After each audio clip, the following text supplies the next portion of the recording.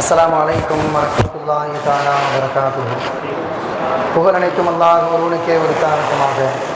ஸலவாத்தும் ஸலாமும் நபிகள் நாயகம் ஸல்லல்லாஹு அலைஹி வஸல்லம் அவர்கள் மீதும் அவர்களின் குடும்பத்தார்கள் நல்லவர்கள் நம்மவர்கள் அனைவர் மீதும் என்றென்றும் நின்று நிலவட்டுமாக.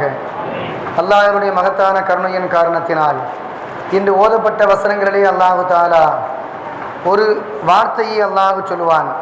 யார் அல்லாஹ்வை பயந்து வாழுகின்றார்களோ அவர்கள் ஒதுங்கக்கூடிய இடம் சொர்க்கம். யார் அல்லாஹ்வுக்கு மாற்றமாக நடக்கின்றார்களோ, மனதிற்கு கட்டுப்பட்டு வாழுகின்றார்களோ, மனோ இச்சைக்கு கட்டுப்பட்டு வாழுகின்றார்களோ, அந்த மனிதன் வாழக்கூடிய இடம் நரகம் என்பதாக அல்லாஹு தஆலா அந்த வசனங்களிலே அல்லாஹ் சொல்லி காண்பித்திருக்கின்றான். அதில் ஷாஃபி ரஹ்மத்துல்லாஹி அவர்கள் சின்ன பிள்ளையா இருக்கிற அந்த நேரத்தில் ஒரு மனிதர் வர்றார். வந்து கேட்குறாரு, நான் சொர்க்கவாதியா நரகவாதியான்னு கேட்குறாரு. பெரிய பெரிய ஆளுங்கள்லாம் கூடியிருக்கக்கூடிய சபை. உலகத்தில் யார் தீர்ப்பை சொல்ல முடியும்?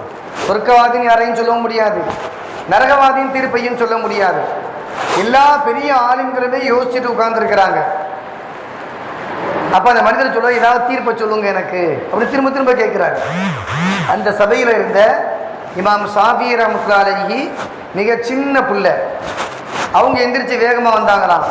நீங்கள் அனுமதி கொடுத்தீங்கன்னா நான் பதில் சொல்கிறேன்னாங்களாம். எப்படிப்பா சொல்லுவேன்?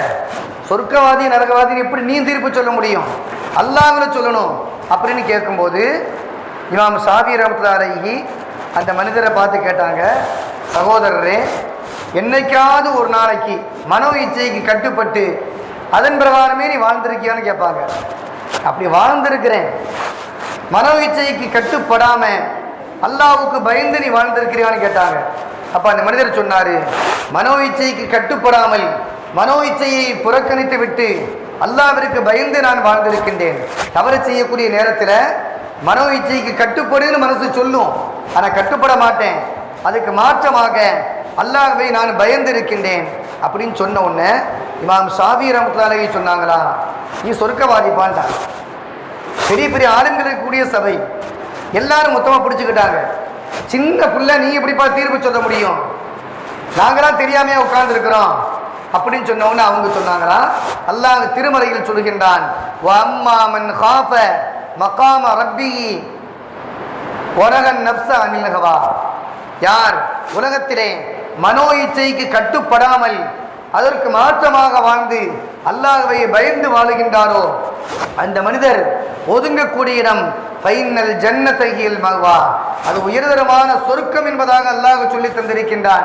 அந்த ஆயத்தின் அடிப்படையில் நான் சொன்னேனே தவிர என்னுடைய சுயமாக நான் சொல்லவில்லை என்பதாக இமாம் ஷாஃபி ரஹ்மத்துல்லாஹி அவர்கள் அந்த சின்ன புள்ள சொல்ல நேரத்தில் நபி ஸல்லல்லாஹு அல்லாஹ் அந்த மனிதருக்கு சொர்க்கம் என்பதை மிகப்பெரிய உலமாக்கள் அந்த சபையிலே கண்டுகொண்டார்கள் என்ற செய்திகளை பார்க்கின்றோம்.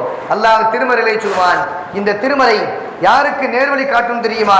யார் அல்லாஹ்வை பயந்து வாழுகின்றார்களோ, இறையச்சத்தோடு வாழுகின்றார்களோ அவர்களுக்குத்தான் அது நேர்வழி காட்டும் என்பதாக அல்லாஹ் சொல்லித் தருகின்றான். இன்றைய வசனத்திலே கூட அல்லாஹ் சொல்லும் போது, இன்னலில் முத்தகீன மஃபாஸா, யார் அல்லாஹ்வை பயந்து வாழுகின்றார்களோ அவர்கள் வெற்றி பெற்றவர்கள் என்பதாக அல்லாஹ் சொல்லித் தருகின்றான். எனவே வெற்றி பெற வேண்டுமானால், உயர்ந்த பதவிகளை மறுமையிலே பெற வேண்டுமானால், இம்மையினுடைய அல்லாஹ் ரசூலுக்கு மாற்றமான சிந்தனைகள் உள்ளத்திலே உதிக்கும் நேரங்களில் அவைகளை தூக்கி எறிய வேண்டும். அல்லாஹ் ரசூலுக்கு முக்கியத்துவத்தை கொடுத்து வாழ வேண்டும்.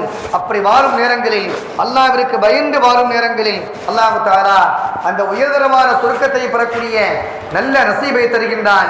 அப்படி சொர்க்கத்திற்கு தகுதியான மனிதர்களாக அல்லாஹ் நம்மையும் நம்முடைய பெற்றோர்களையும் நம்முடைய பிச்சலங்களையும் அல்லாஹ் தஆலா ஆக்கி அருள் புரிவானாக. வாஹிர் தஅவானா அல்ஹம்துலில்லாஹி ரப்பில் ஆலமீன். அஸ்ஸலாமு அலைக்கும் வரஹ்மத்துல்லாஹி வபரகாத்துஹு.